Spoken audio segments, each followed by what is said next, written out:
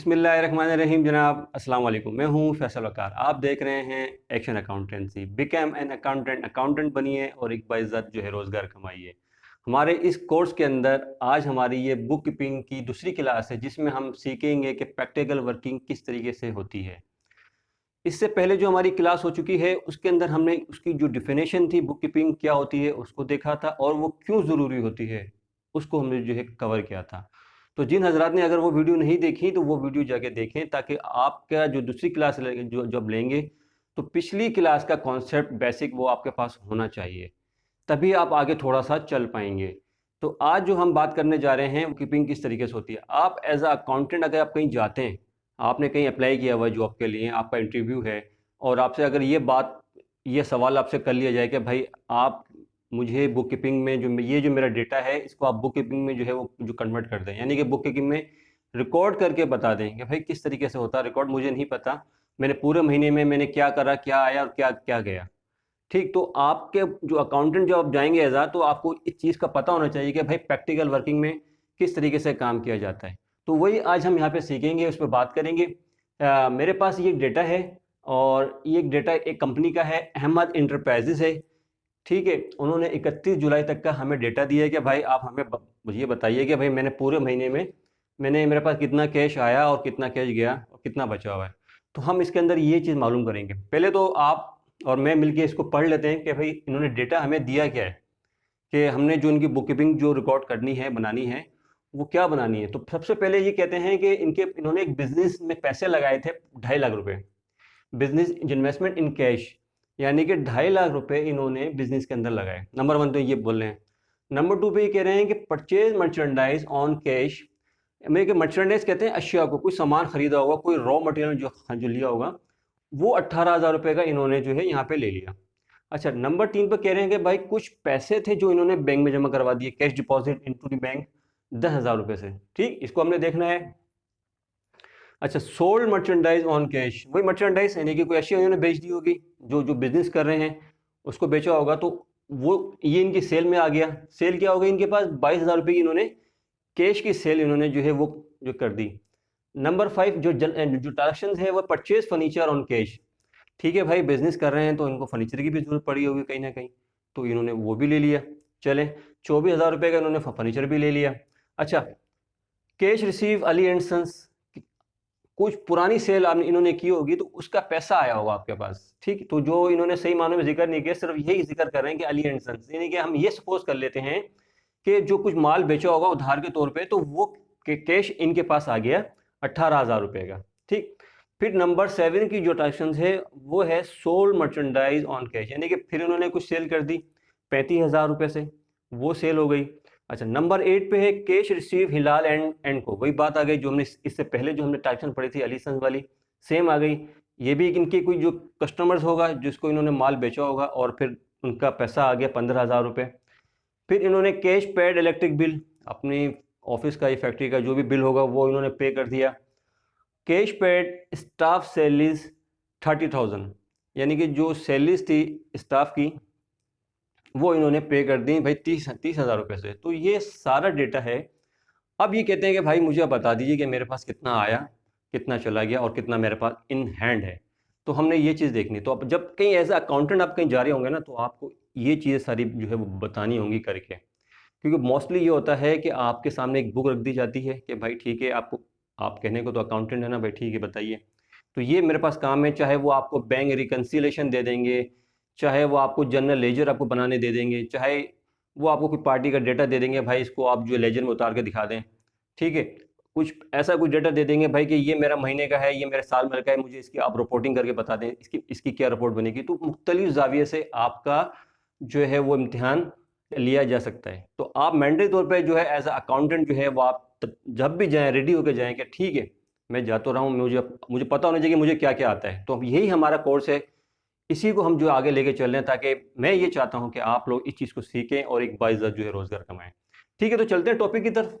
तो बात करेंगे, देखें अब सबसे पहले उन्होंने क्या कहा कि भाई बिज़नेस में इन्होंने कुछ पैसा लगाया है, तो ये क्या आ गई आपकी जो इन्वेस्टमेंट,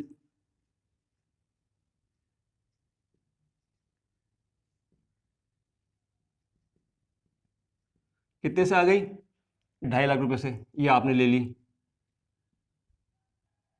अब आपने करना क्या है, इसमें जो रिसिप्ट साइड है, जो आपके पास आया वो इस साइड पे आ जाएगा, जो आपने पेमेंट्स करी वो इस साइड पे आ जाएंगी। ठीक है, तो नंबर 1 पे हमने क्या देख लिया भाई, इन्वेस्टमेंट कितने की हुई है हमारे पास, 2.5 लाख रुपए की इन्होंने बता दी, अहमद इंटरप्राइजेज ने 2.5 लाख रुपए की। अच्छा, नंबर 2 पे कह रहे हैं परचेज मर्चेंडाइज ऑन कैश, यानी कि रॉ मटेरियल कुछ इन्होंने अपने बिजनेस के लिए या कुछ जो लिया होगा, तो वो क्या कह रहे हैं, merchandise.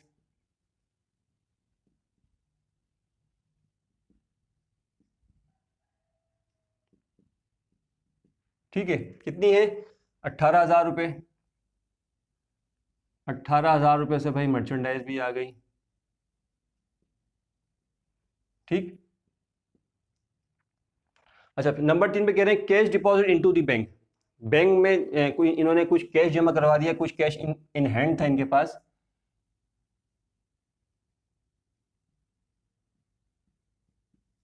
Cash deposit in bank, कितने से, 10,000 रुपये से, ये आ गए 10,000 रुपये आपके पास।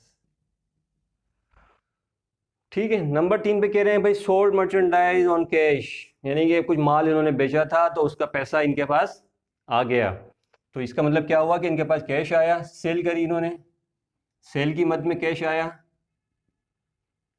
सही, कितना आ गया, 22,000 रुपये से।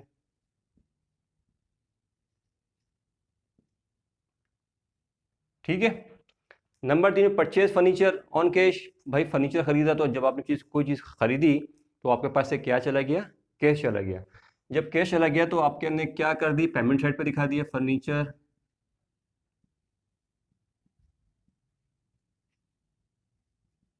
कितने से, 24,000 रुपये से फर्नीचर भी खरीद लिया।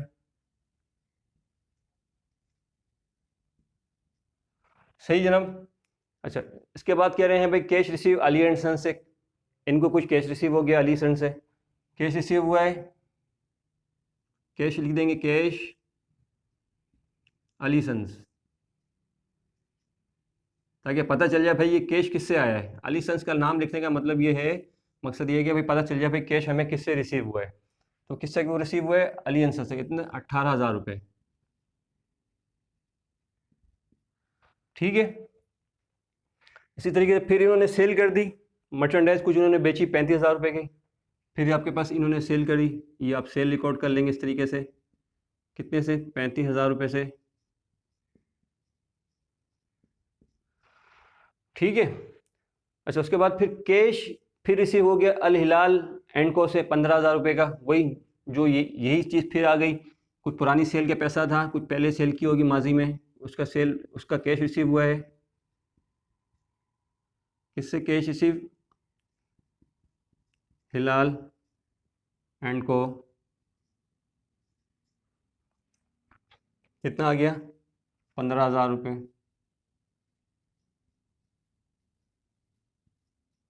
ठीक है जनाब। अच्छा, फिर बिजली का बिल जमा हो गया, कैश पेड, कह रहे हैं कि भाई मैंने कुछ बिजली का बिल जमा करवाया, इलेक्ट्रिसिटी, तो यहाँ पे आप इलेक्ट्रिसिटी ले लेंगे,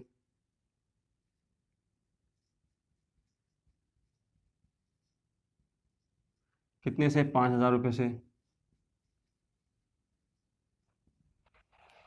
ठीक है, फिर इसके बाद कह रहे हैं कि भाई स्टाफ की कुछ सैलरीज थी वो हमने दे दी हैं। ठीक,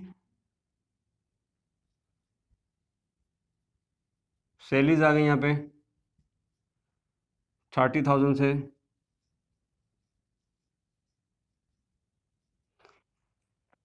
ठीक है जनाब, ये आपका सारा डेटा आपने यहाँ पे पुट कर दिया, यानी कि जो आपकी रिसिप्ट साइड थी वो आपने रिसिप्ट साइड पे दिखा दी, जो आपकी पेमेंट साइड थी वो आपने पेमेंट साइड में दिखा दी। अब हम इसका टोटल ले लेंगे, क्या आएगा, इसका टोटल ले लेंगे, क्या आएगा, इसमें से माइनस कर देंगे पेमेंट साइड को, फिर जो बचेगा वो आपके इन हैंड होगा, यानी कि वो बताएगा भाई कि कैश आपके पास कितना आएगा। ठीक है जनाब, तो हम इसका टोटल ले लेते हैं।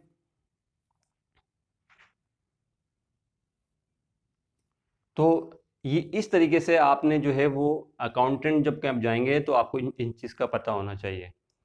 ठीक है जनाब, अब हम इसका जो है वो टोटल कर लेते हैं। 2.5 लाख रुपए एक आ गए, 22,000 रुपये एक आए इनके पास, 18,000 रुपये एक आए।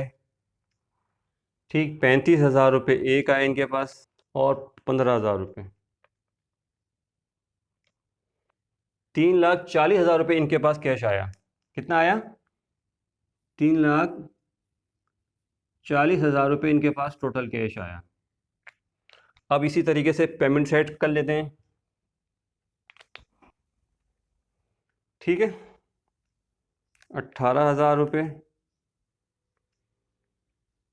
प्लस 10,000, इस तरीके से आपने इनका टोटल करना है और फिर आपने इसको बताना है कि भाई इनका टोटल क्या आया। 5,000 रुपये का इन्होंने बिजली का बिल जमा करवा दिया, कह रहे हैं 30,000 रुपये की सैलरी दे दी, तो ये बन गया 87,000। ये इन्होंने पेमेंट्स कर दी, 87,000 ये इन्होंने जो है वो पेमेंट्स कर दी। यानी कि कैश कितना आया? 3,40,000 रुपये आया और एक्सपेंस कितना हो गया? 87,000 का। अब माइनस कर लेते हैं इसके अंदर से 3,40,000, 2,53,000 रुपये इनके पास कैश इन हैंड मौजूद है। यानी कि क्या मौजूद है? कैश बैलेंस 2,53,000 रुपये।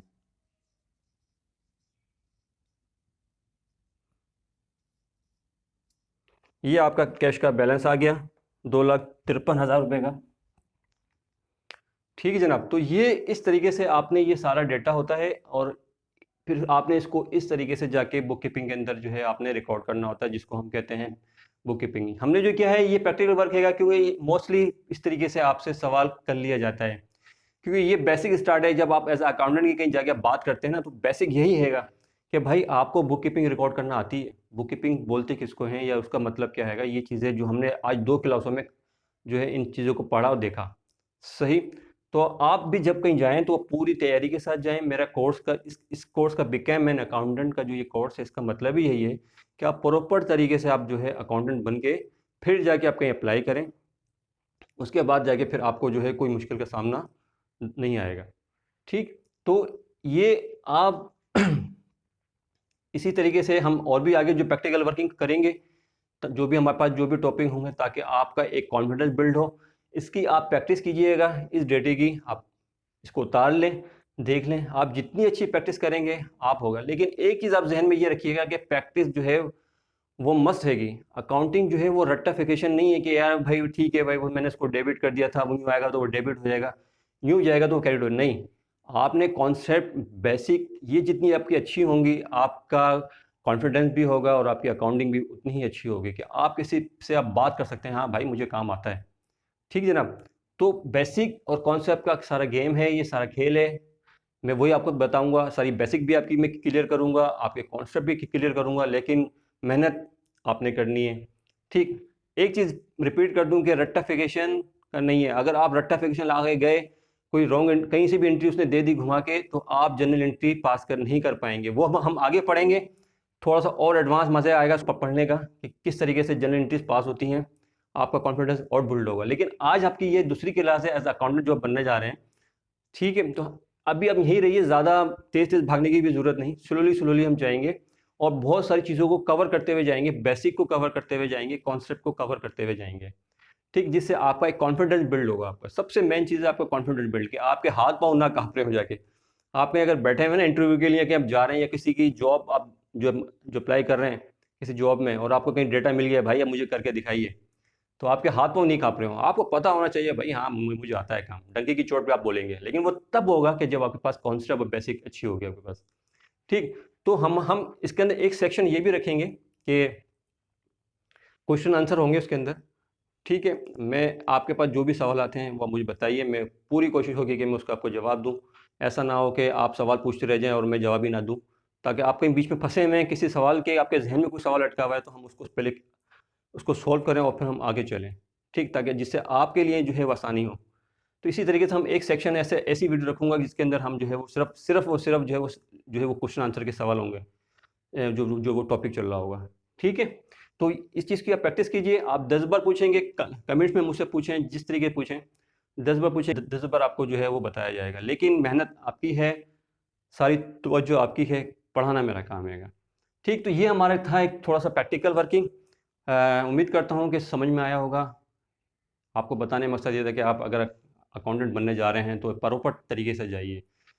ठीक, इंशाल्लाह फिर अगर वीडियो अच्छी लगी है तो जो लाइक एंड सब्सक्राइब कीजिएगा, और इंशाल्लाह फिर अगली वीडियो में हम आपसे बात करेंगे कि अकाउंटिंग की डेफिनेशन क्या होती है। इस पे हम आपसे जो है वो बात करेंगे, फिर हम उसको सीखेंगे, यानी कि हम एक क्लास और आगे चले जाएंगे, एक स्टेप। ठीक, तो इंशाल्लाह मिलते हैं हम जो अगली वीडियो में। मुझे दीजिए इजाज़त। अल्लाह हाफिज़। Thanks for watching. Subscribe to Action Accountancy for the next class.